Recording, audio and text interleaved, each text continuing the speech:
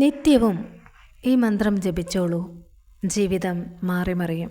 ചിട്ടയോടുകൂടിയുള്ള ജീവിതം തരുന്ന ആത്മവിശ്വാസം വളരെ വലുതാണ്.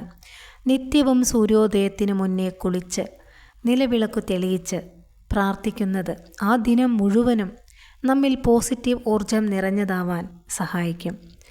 പ്രാർത്ഥനകളിൽ മനസ്സിനെ ത്രാണനം ചെയ്യുന്ന മന്ത്രങ്ങൾ ഉൾപ്പെടുത്തുന്നത് അത്യുത്തമമാണ്. ശക്തിയുടെ ഉറവിടങ്ങളാണ് മന്ത്രങ്ങൾ. നിത്യവും പ്രഭാതത്തിൽ ജപിക്കേണ്ട കലിസന്ധരണ മന്ത്രം.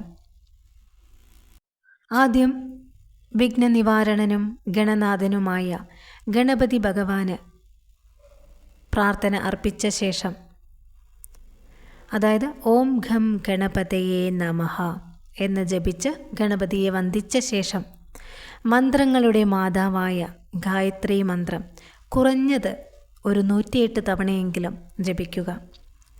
മന്ത്രങ്ങളിൽ ഗായത്രിയേക്കാൾ ശ്രേഷ്ഠമായി മറ്റൊന്നുമില്ല എന്നാണ് പറയുന്നത്.